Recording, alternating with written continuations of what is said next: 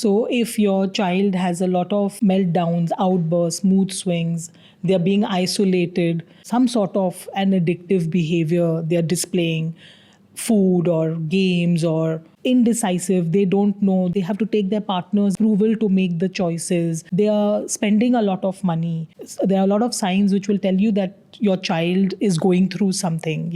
So as a parent, you have to have that gut feel and instinct to pick up on these red flags.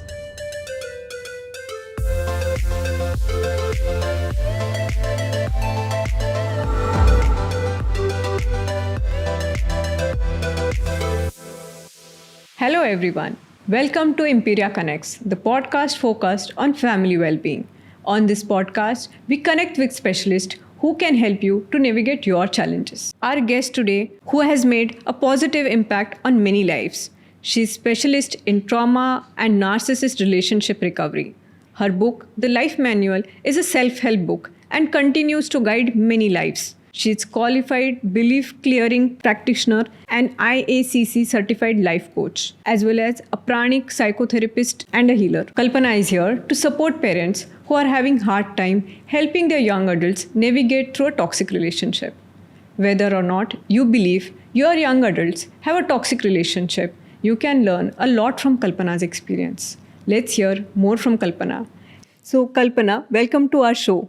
It's really an honor to be here. Thank you. So to begin with, I would like to know what is the narcissist and toxic relationship? Toxic and narcissistic relationships are in complete disguise. You never come to know that you're in a toxic relationship. It has even escaped the American Association of Psychiatrists Bible, which lists all mental health conditions. It's called the DSM-5, and it lists out 9 classifications of criteria that make a person a narcissist. It has even escaped that level of expertise till 1980. So you can imagine, Madhvi, as long as humans have existed, we have had toxic relationships, but they have been able to disguise it so beautifully. They have been able to charm the person they are in a relationship with, love the person, put them on a pedestal, make them wear a crown, make them feel really meaningful and have value. And still, the person will never come to know that they are in a toxic relationship. So 9 criteria which are listed in the Diagnostic and Statistical Manual. They lack empathy. So they can continue to be cruel when it changes its shape, exploitative, they will be self-entitled, they will have grandiosity, they will feel they're very special, make jealousy and possessiveness as really important traits. And all these are part and parcel of the disguise. You'll never come to know that you're in a relationship with a person who has these traits, and you need to have only 5 of these traits to be classified. And in addition to the toxic and narcissistic traits, they also sometimes are comorbid with other personality disordered traits. We won't go into the specifics of that for our podcast right now, but suffice it to say that you'll never come to know. So we always hear that why have you not left? You should have just left the situation. You should have just left the person. We always hear this kind of conversation. So why is it difficult to identify that this abuse was going on? Why is it difficult to find out to a level where it is already a last stage, Correct. last hit to the person? That's an excellent question, Madhavi, because what happens is it is in disguise, first of all. By the time you realize that something is not right, the person realizes that rather than feeling happy all the time, they are feeling happy at certain times and totally low and confused and exhausted at other times. So they are not really sure what's going on with them. They are not able to understand that the same person who gave them so much value, so much meaning, they knew exactly what the insecurities of this person are. So the toxic person is, like I call them, like really masterful psychologists. They are able to understand what's missing, and then they supply that to the partner and to any dynamic. So if it's a boss, they will give you the mentoring. If it's a parent, they will give you the support and the love and encouragement. They will supply you with what is missing. And that again is in disguise, because very soon you will be devalued, you will be criticized, insulted, completely berated, because that is their modus operandi, that is the tactic. So the question you asked is, how is it that people are not able to understand? Because when they do this reward and rescue, they reward you with love, with encouragement, and they then punish you by going into silent treatment or themselves playing the victim. You never get me correct, you're always nagging me. So rather than hearing the partner, they minimize and invalidate them. But because they have met that unmet need of that partner, the partner is emotionally invested. They have got their devotion into this person. The claws of emotional investment are so deep into the partner, into that other person, that they're not able to come out of it. They are not able to see that in the timeline, I was abused, I was emotionally traumatized by the same person, but I was put on a pedestal and made to wear this crown by the same person. So because of that intermittent reinforcement and all these other coexisting tactics that are being simultaneously done, the toxic person is actually dropping anchors into your body, inside your body. Means that biologically they are changing you. So when they are giving you value and meaning and understanding you like you've never been understood, they are behaving almost like you. So they are doing a lot of research on you. They are understanding what makes you tick. They are morphing into a partner that fits that like a jigsaw puzzle. And then all of a sudden you're being thrown down, you're being discarded, you're being devalued. So it's too stressful and too stark a difference for them.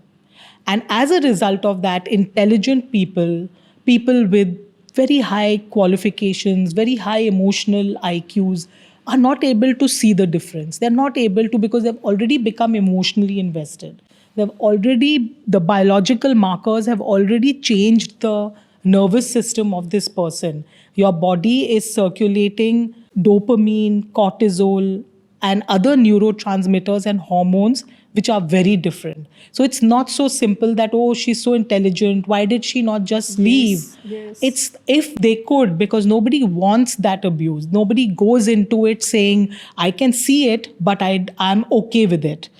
They have trauma bonded this person in a very deep manner that cannot be seen by them. And it has, like I said, it has escaped experts for so many years. So lay people, it's so normal that they may just miss it. Once you identify, now this is a problem, do you think it takes years and months to come out of that, and why it is difficult even after identify this is the problem? So much complexity has gone on in this maneuvering, in the manipulation, and it's about power and control.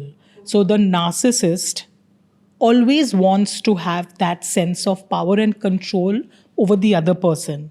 And it goes way back into their own childhood, their own conditioning, their own survival programs. So the way they have learned to cope with perhaps not having an attentive caregiver when they were young. So they missed it, they wanted it, they waited for it, they never got it. So they created the survival program in their body, which made them not want it any longer, survive that discomfort that they have felt. The brain does that. It makes them devise other strategies to live through that discomfort. And now they have gotten into this system where they are happy with seeing this other person struggle. So these people who are actually subject to a toxic relationship or are prime subjects for such a relationship are very strong, confident, stable people, very emotionally secure people. Despite all that, they are not able to see it. Despite all that, the toxic individual will zero in on this person, and they don't like the fact that they are stable, that they have emotionally what you don't have, what they don't have. So they want to bring that person down and bring them to the same level, because they actually can never feel it for real within them. It's like a hollow. The partner or the other individual can feel it and has felt it, and will, even after this whole thing dies down, they will come back. But for that time, for the time that they are in the abuse, they are not able to feel it. You see? So that is the reason that they are able to bring another person down. Stable, confident people get confused by the psychological manipulations that are being carried out.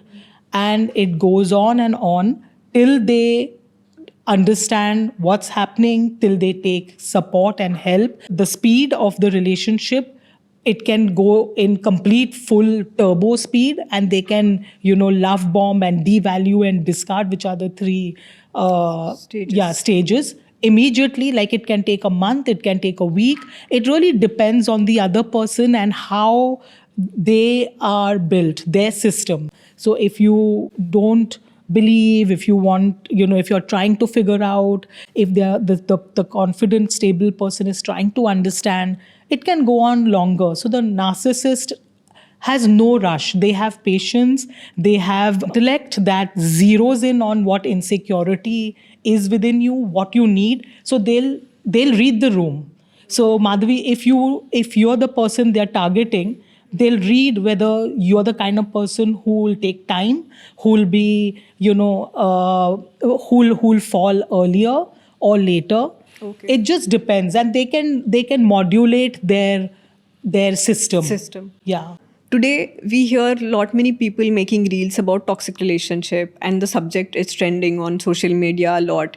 Do you think it's just a trend, or people are understanding more about toxic relationship now? Are they really suffering a lot in today's age? I feel that there is a trend factor to toxic relationships, and the word narcissism and narcissist, it's used quite loosely. So sometimes people will just use it to say, look at me, but it doesn't really encapsulate, it doesn't capture the exact complexity of what happens in this toxic relationship. So unless and until the person is doing justice to explaining the levels and layers of complex manipulations that are being done, and they're capturing it in its essence, then it does justice to what's happening. But I see that, the trend of it sometimes may not do justice to what it should and what it reflects. Do you think the recovery is possible through this relationship? Can you recover a person? Absolutely, 100%. But that is why it is so important to have a trained expert who knows about narcissistic personality and toxic relationships to provide that care, to provide that support system.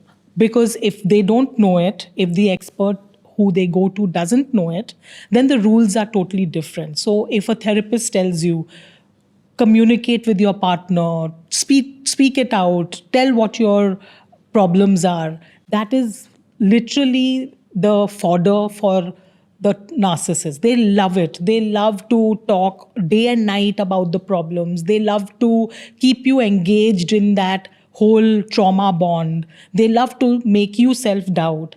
So really, one has to be informed about narcissistic personality support and care to give out that support, because the old rules don't apply.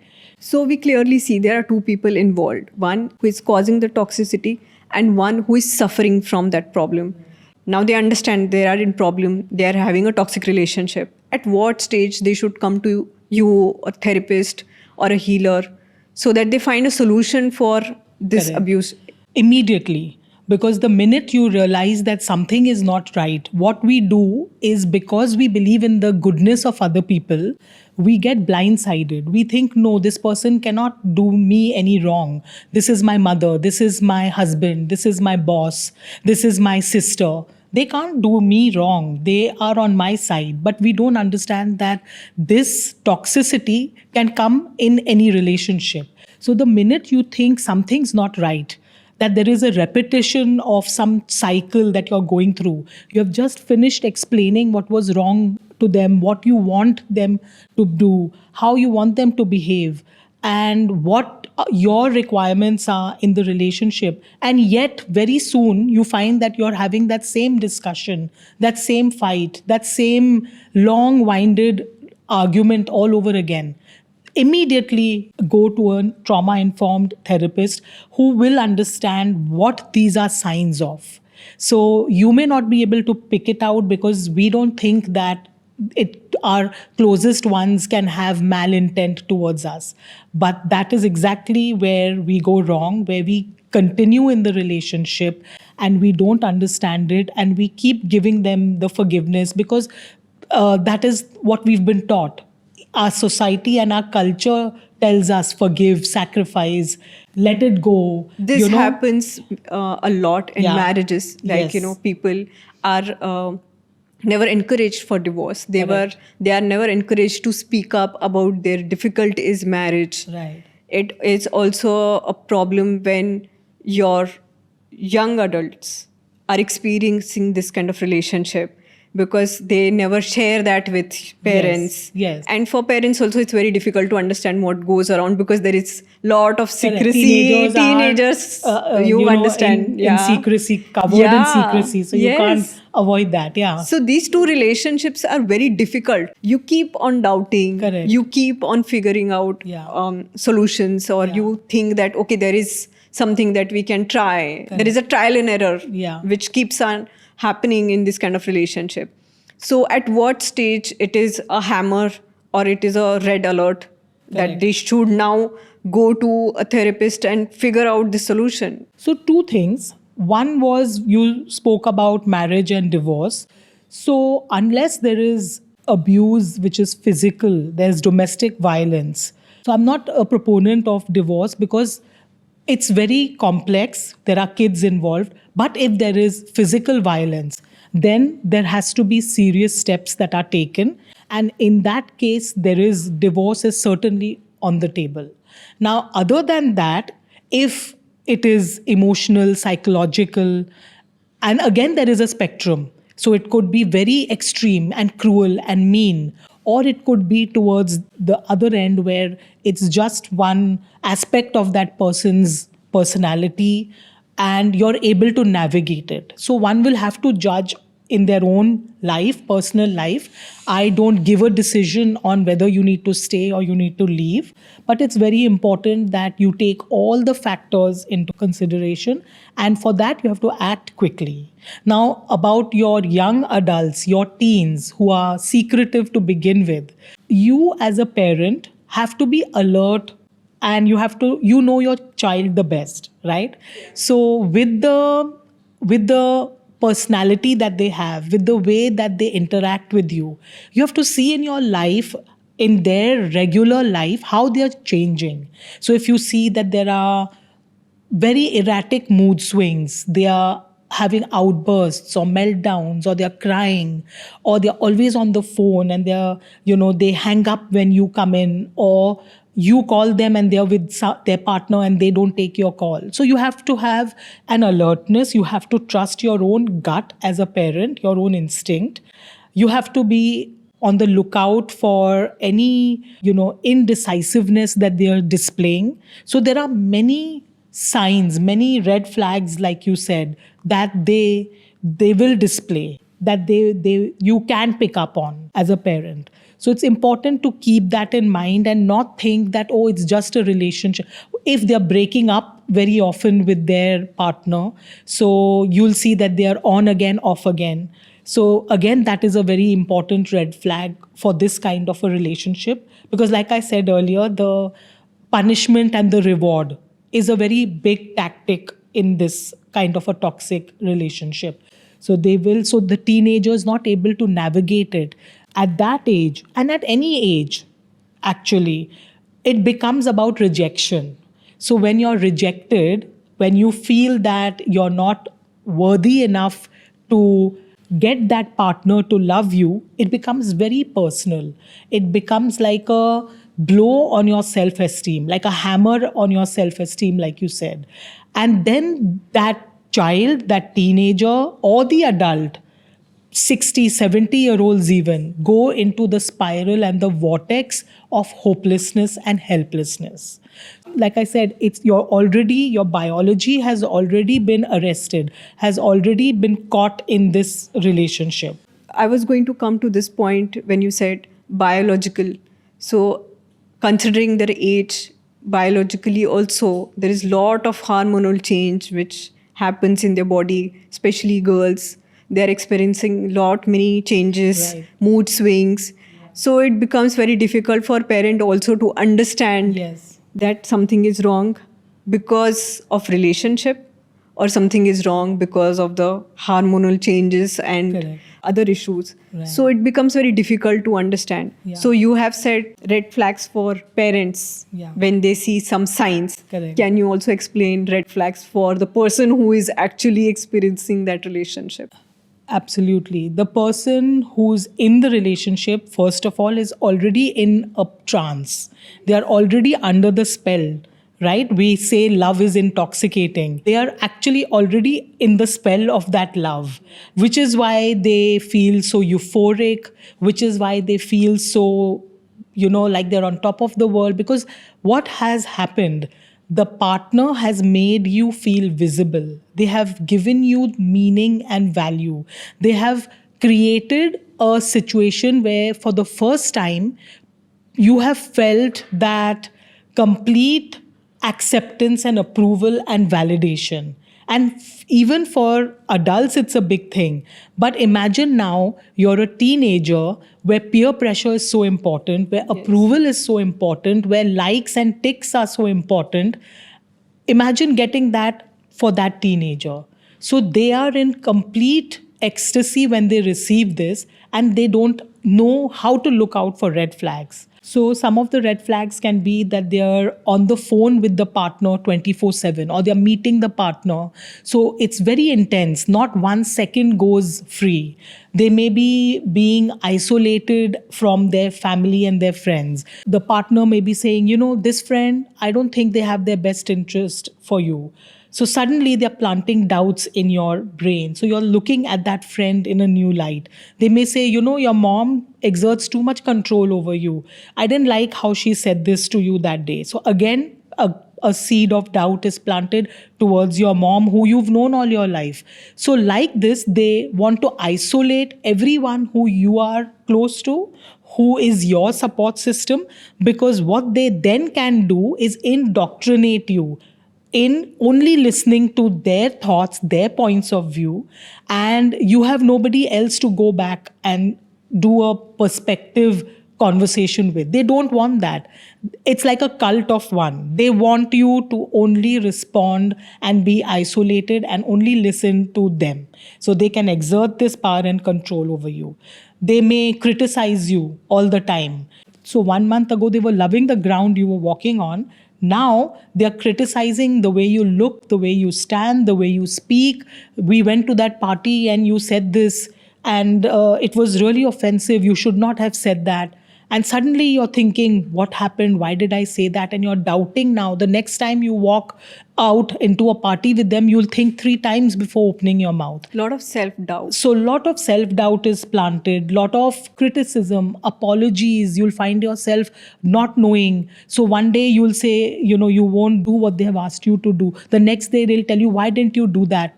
So gaslighting, ghosting, silent treatment. Suddenly they'll play victim and they'll say, you hurt me when you said that. And you'll wonder, what did I say? I didn't even say that. No, that is what you said. I don't like being spoken to like that. So you're constantly walking on eggshells. They're putting fear in your system. So the child who was euphoric, loved every minute with this person, now has suddenly gone to a low.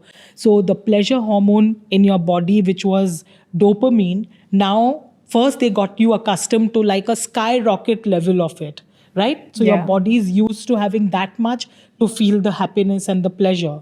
Now, when they've devalued you and discarded you, you're crying, you're in the dumps, you can't wake up, you're not going to school, you're, a mess. So your cortisol level has gone up, which means there's very less pleasure hormone. So they're playing with the biology, your nervous system, your reflex, which is your fight flight. Whenever there is an issue and trauma, the fight flight response goes up, which is a trauma response.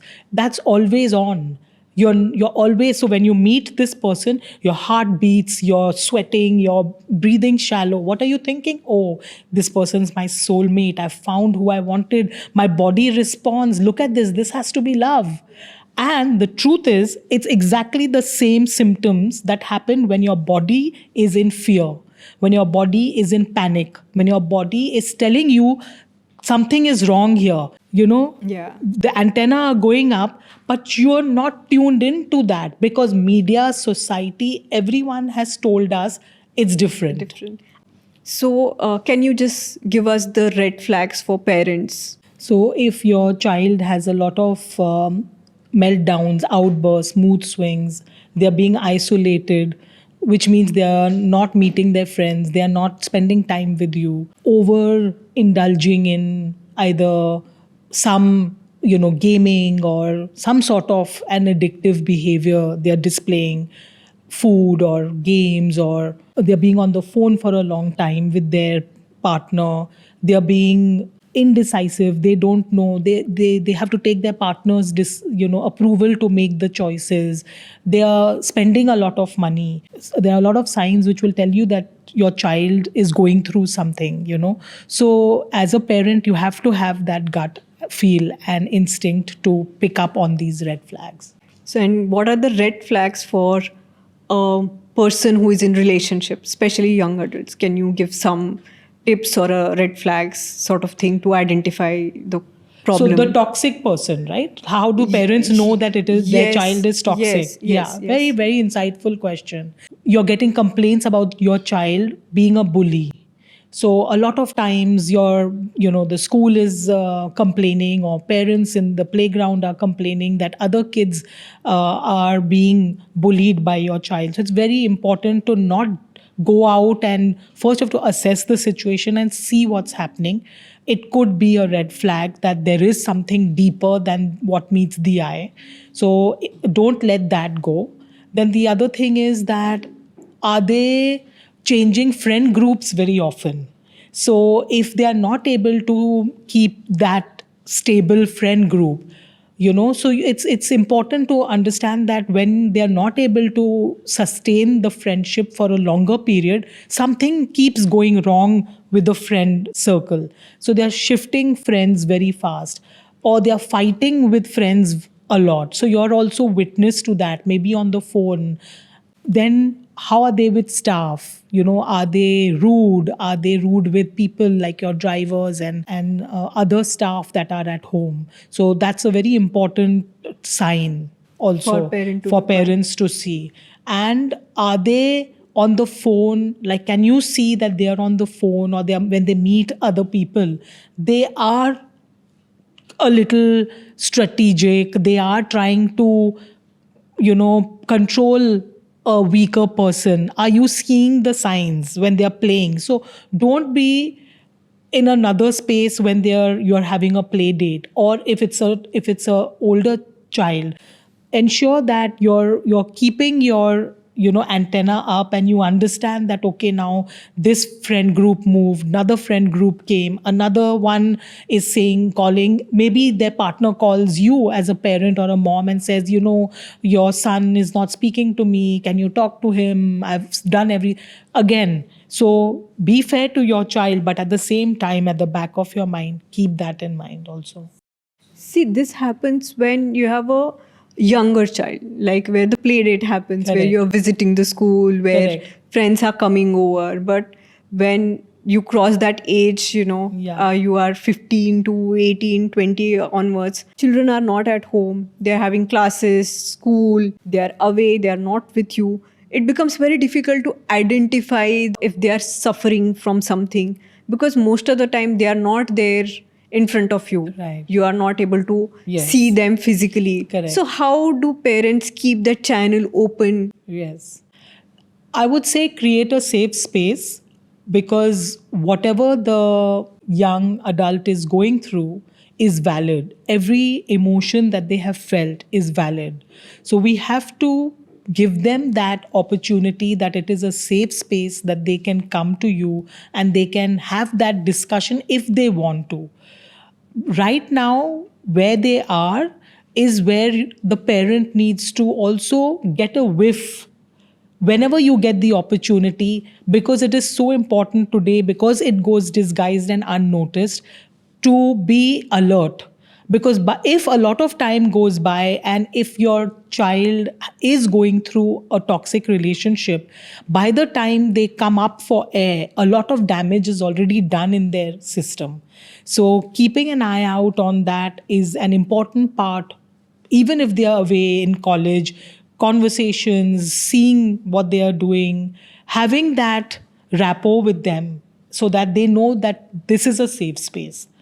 Another thing could be that you tell them that they can speak with a therapist, that they need to have it out of their system, so they are able to converse with someone. They are able to get that out of their system and get a perspective, because they are actually being isolated and they're being encouraged not to talk to anyone. So if you know that, then as a parent, you will make sure that whatever it takes, whether you need to just sit in silence with your child, call your child back, don't let them, we a lot of times have the idea, let them figure it out in the playground. Or just adjust. Yeah, let them adjust. Yes. Let them fight their own Yeah. battles. He's old enough. She's Yeah. old enough. But this, like I said, no old rules apply here. So you have to jump in with a parachute almost, rescue that even young adult in the manner in which they are allowing you to. Because a lot of times, by now, they will say, no, the toxic partner is really good. The toxic partner has enough influence on them to tell you, to not interfere.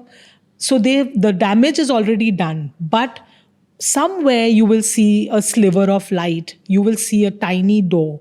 That's where you step in and then you help your child. So you have to create that healthy space. Yes. In relationship with your child also at the Yes. same time, where you can offer them help, where you Yes. can just do something so that they can navigate their issues Yes. with friends, Yes. with partners. So now, since we understand the toxic relationship, what are the long-term effects on person because of this abuse? The love bombing, where they have planted the markers in your body, has changed your biology.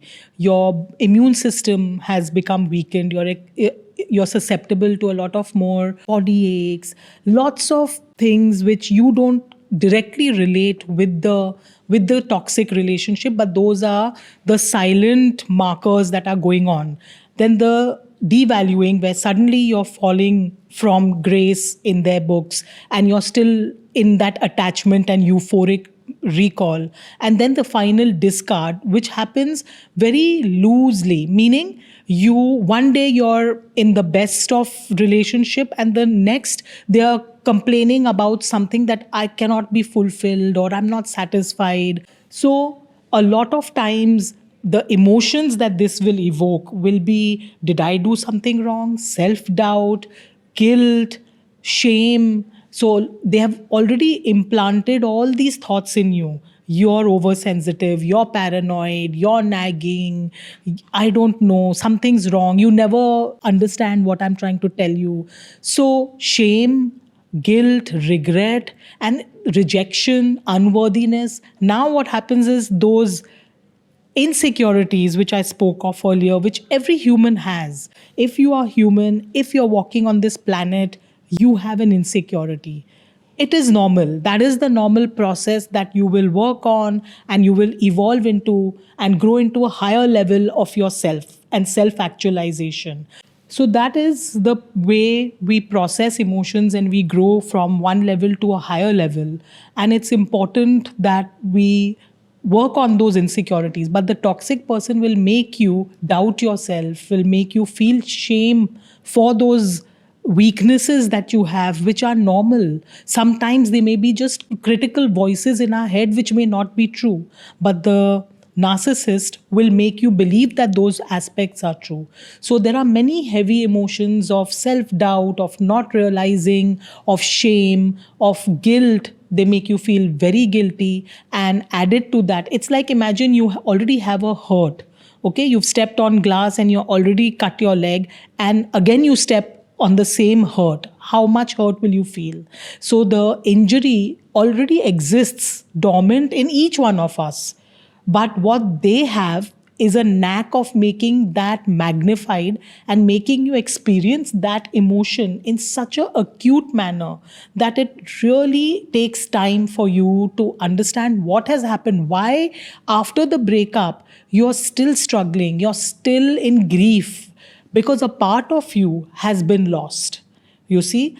And that is what I feel, that when clients come to me, the first thing that I have to give them is a belief that you don't have to go out and find the strengths and the resources and the skill set. You already possess that in you. You were just manipulated and maneuvered to disbelieve yourself. So the self-awareness of your own sense of self, who you are, what you've always been. In fact, even when we go back and do a lot of childhood inner healing, we find that these strengths, these resources are fully present in people who are doubting themselves, in people who are in this struggle and pain and hurt. So processing all of this emotion becomes a very important aspect of healing. And the client has to understand that they already possess it. It is part and parcel of who they are.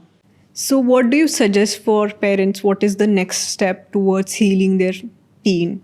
So what has happened so far is that the teen and even the adult, if it is an adult that has been through this, they feel a lot of self-doubt. They do not believe that they have hope for the future. And they're in a state of being stuck in repetitive patterns of heavy emotions that they cannot get out of. So the first thing is to give them that validation that their emotions are correct, that what they are feeling is the right thing to feel. If you're feeling low, you're feeling down in the dumps, you don't want to wake up and you want to keep crying, all the emotions, because you have to go through the cycle of that whole range of emotions that you have been put through. You have to release it. You have to release the fear. A very important part of this entire toxic relationship is fear. You're walking on eggshells, you're not understanding. So they have to create a safe space. They have to create the release of that fear from their brain, which says something bad will happen. Or sometimes there's actually the toxic person will say, oh, I have these pictures. I'm going to tell you, I'm going to show it to your friends or to your parents. And this can happen even to adults.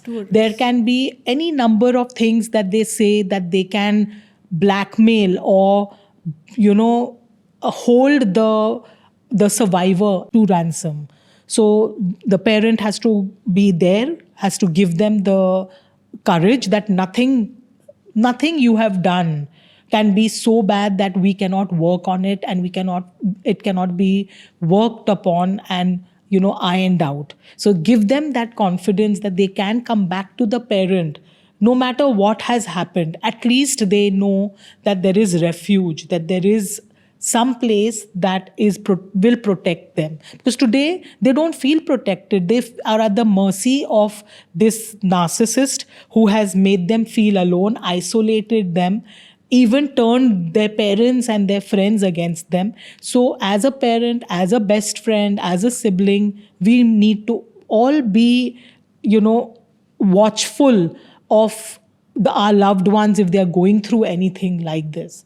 So make them feel the support, the protection, the safety, the courage to come and speak up, help in terms of letting them go to a trauma-informed and a narcissist personality condition-informed therapist that will actually not do more damage. Because if you go to a therapist who doesn't know and they say the same old things, then they are actually invalidating all the emotions that you're feeling. And then the toxic person gets the upper hand. And then it's a really big mind game for the person who has been through this. You see, it's almost like they are re-gaslighted now by an expert, now by an authority. So it has to be somebody who understands the subtleties, the nuances, and is able to absolutely cut through and get to that one thing that they have found as the rawest nerve of pain of the child or the teen or the adult who is struggling, and to have them get their own insights to flip that and to say, you know what, as a child, I did this that showed bravery, that showed my courage. How come today I'm this, as an adult or as a young adult, 20-year-old, I'm this snotty, sniveling, crying, crybaby on my sofa, binge watching shows and eating popcorn? You see, how come? So they have to get because from being helpless to having that faith back in themselves that I'm the same person and it's not personal. That's the other thing parents have to make sure that their children understand, that the rejection that they feel is a programming of that other person. So if a parent, now if you can ask me, what if a parent themselves is a narcissist or is a toxic? I'm coming to that. So if in that case, then the siblings or whoever else, or like you say, the reels that they are showing, that they are looking at, somewhere they need to reach out to a support group, a friend that can point them in the direction of getting that, help that they need at the right time. And giving them the faith back in themselves, because they will heal. Make no mistake, they will heal. You will heal. It is not something that is cemented in you. You will find a way to find those resources, that skill set, that sense of self that is within you. It's very complicated when parents are toxic. Now we understand, parents have to give the support to their child. But at the same time, as a parent, you also start questioning your parenting. The guilt comes very naturally when you see your child getting hurt, when you see something is wrong with your child or your teen at any age. The age is not a factor for children, for parent. They always think for them, their child is always a child, no matter what age is that. Even parents needs that kind of healing. So what do you recommend for parents so that they don't feel guilty? Though the parents are the support system, like you rightly said, they can feel the trauma of the child. And so the support system for the parent is equally important. It's like you wear your oxygen mask before you put it on other people, you see. So if they are not wearing that oxygen mask, then they are themselves scattered in the healing of their children.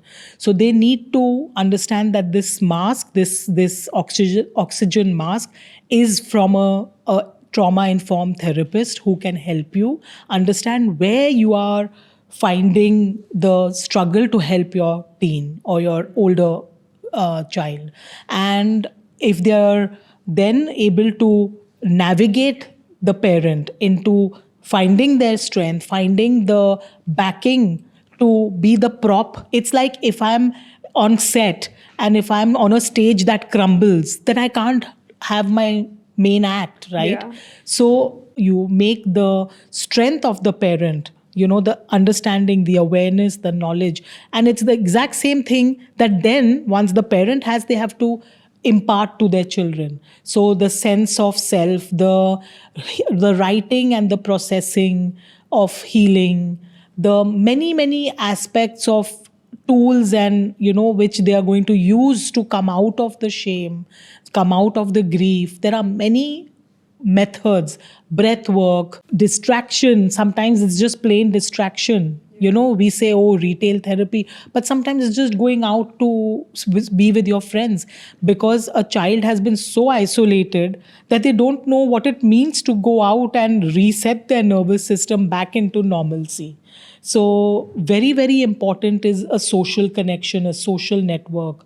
and to go back into, even if you don't feel like it, I advise my clients, go into social settings, go meet your friends.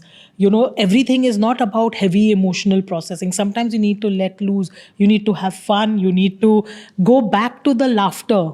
You see, Yes. that is so instinctive in all of us.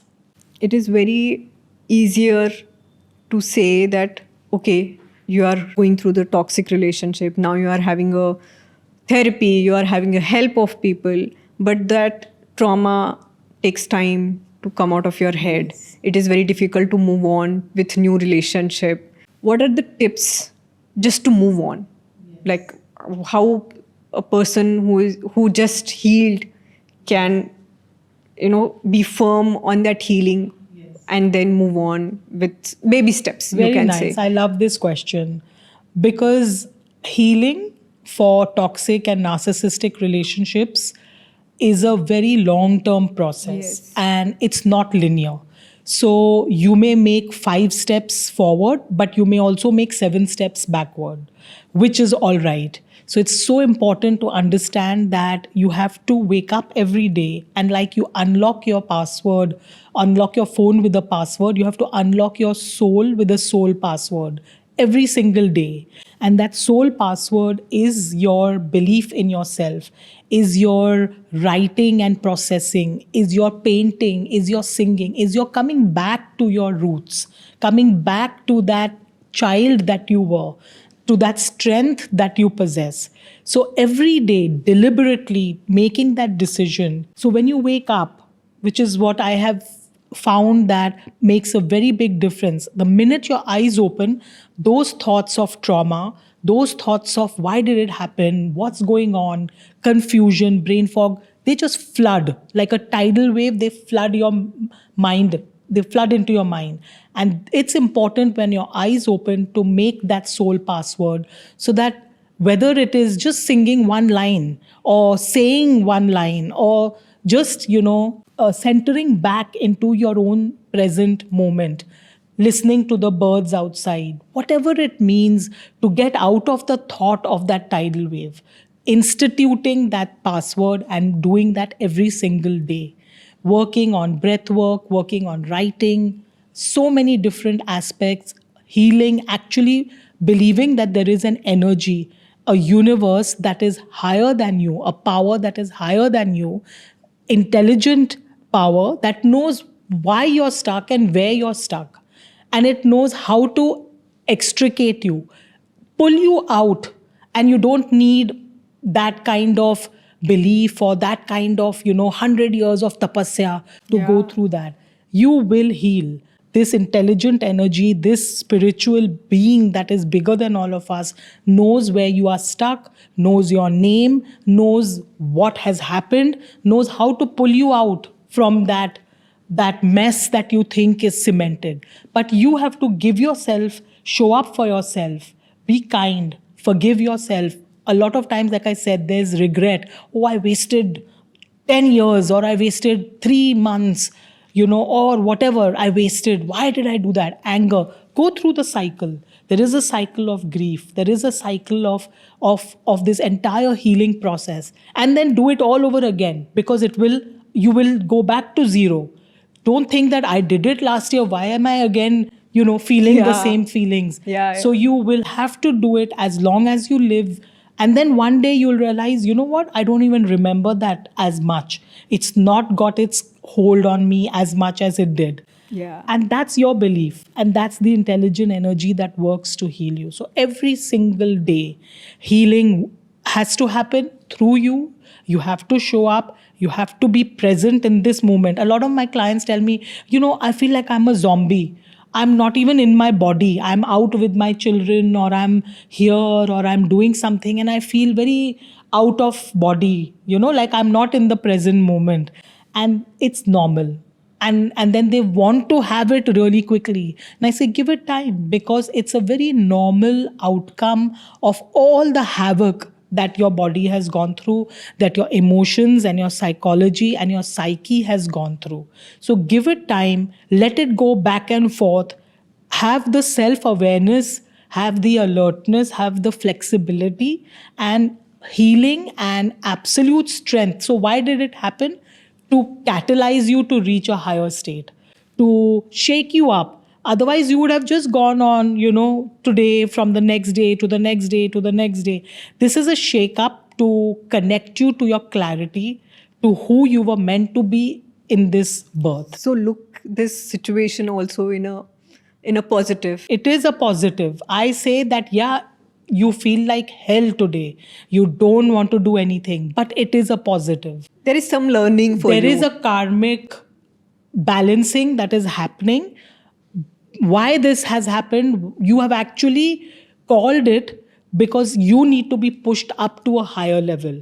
Many births, you have worked, done a lot of homework, and all of that is coming to a high point in this life with this struggle because now you're moving up. Yes. So look at it that way. If you were not ready to move up, you would not have been on listening to this podcast. And they needed to hear this to reinstate. So I use the word reinstate, yeah. which means you're reinforcing what you already had but forgot. And you needed a bit of contrast. So if there was no concept of darkness, we would not know what light is. We need the darkness. So to be aware of what our light is, we need the darkness of struggle, of pain, of bad things, of toxic people, so that it shakes us, jolts us, and says, oh, this is where I needed to be. This is not, after all, such a bad thing that has happened. It needed me to wake up and, Yeah. accept myself, forgive myself. A lot of times we are not able to love ourselves, be kind. We are cruel. We are criticizing ourselves. We almost become the toxic partner to ourselves. To ourselves. So we need to be the compassionate partner. We need to be the one saying, it's all right. You went through this. There is a learning. Yeah. And you went through it because you're the chosen one.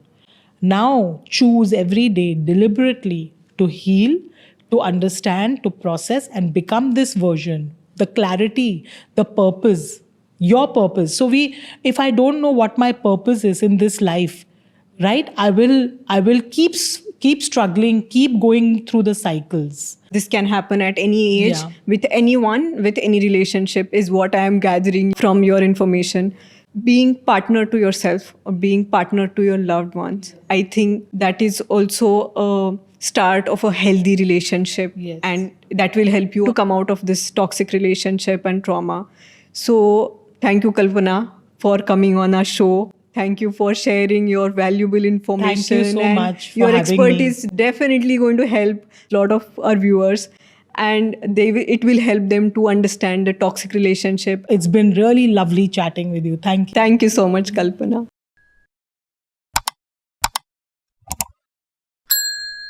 We hope this podcast helps you to understand your relationships in better way.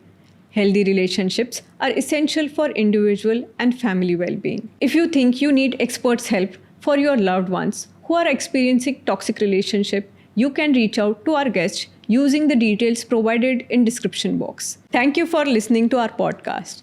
Until next time, stay kind, stay hopeful, and stay connected with Imperia Connects.